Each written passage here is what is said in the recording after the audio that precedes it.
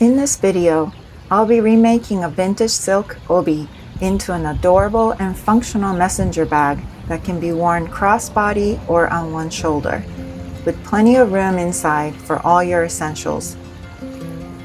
Come along on this little journey with me. Maybe it'll give you some ideas for how you can use an old obi in your next project.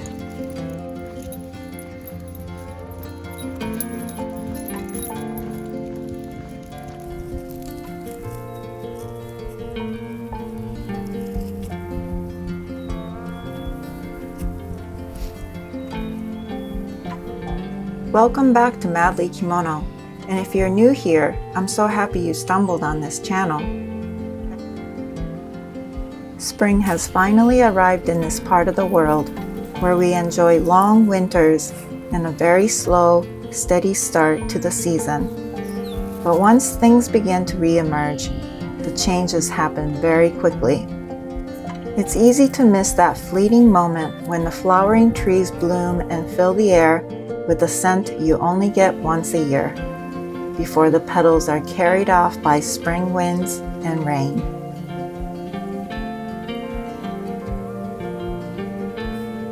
The bulbs I planted last fall are now offering up lovely surprises, and all around the neighborhood, gardens are bursting with colors too.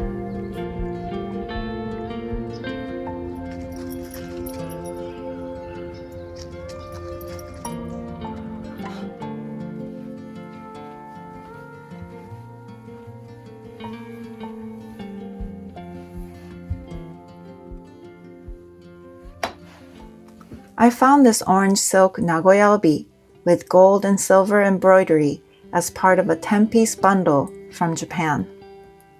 Since I couldn't see any of them in person, it was hard to know what condition they would be in.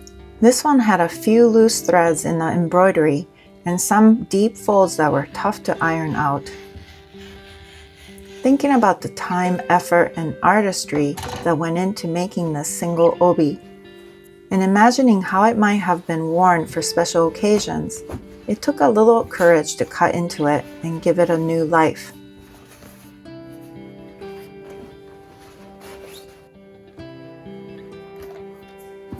I'm imagining how the bag might look using the tesaki section, which is the end of the obi that's folded and tucked in when doing an otaiko musubi.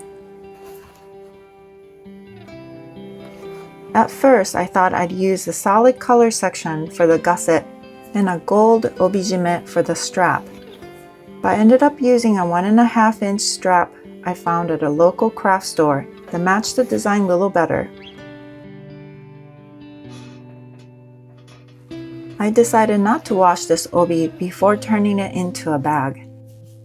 But now that I'm experimenting with washing silk, I'll try washing the rest before using it for future projects.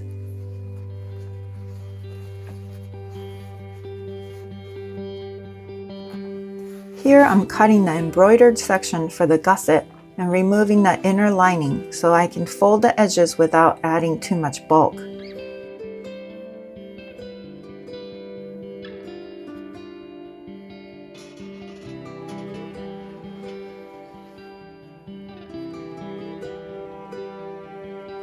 Cutting through the thick embroidery took a bit of effort.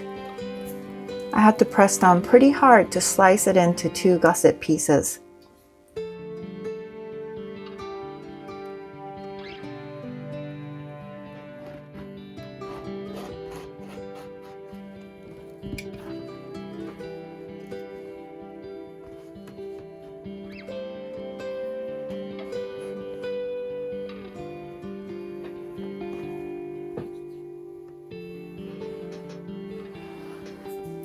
Then I folded and clipped the ends and sewed the edges before putting the rest of the bag together.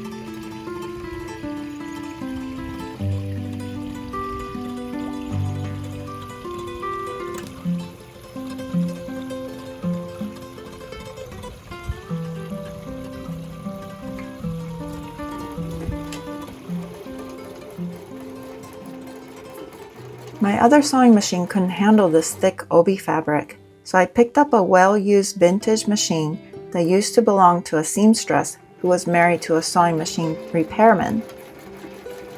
So I figured it had probably been well taken care of. It seems to work just fine, not that I know all that much about sewing machines yet.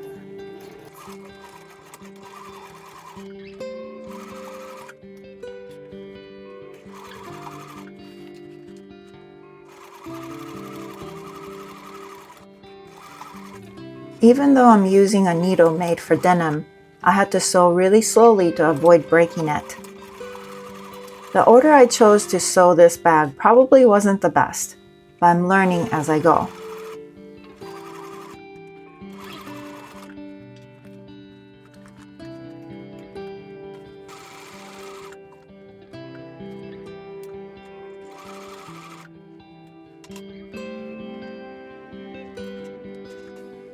Here I'm attaching the inner pockets to the top inner flap. I'd already sewn in the zipper and was trying to get a sense of how everything would come together.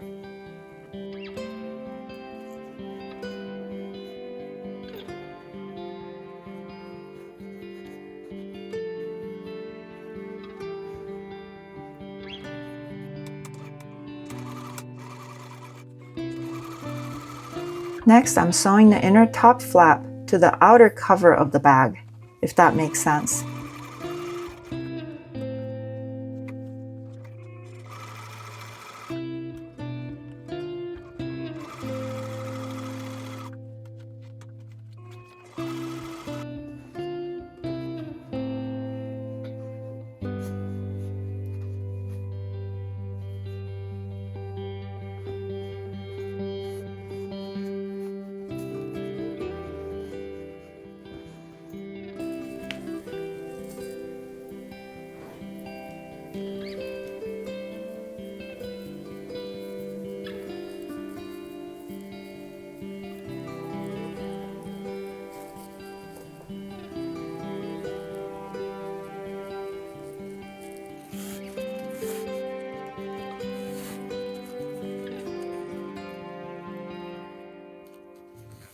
I had to look at another bag I own to figure out how to properly assemble the hardware and straps.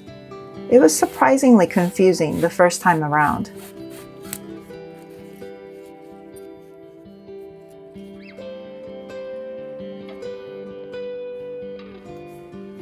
To make sure the straps were really secured, I sewed around the attachment point and added some diagonal stitching too. Since it's a messenger bag, and to accommodate for some weight, I wanted to be sure the straps wouldn't pull loose. It feels pretty sturdy now. And I think that's it. This messenger bag made from a vintage silk obi is finished. What do you think? What do you think? You want to say hi? Do you want to say hi? Okay, honey. I know.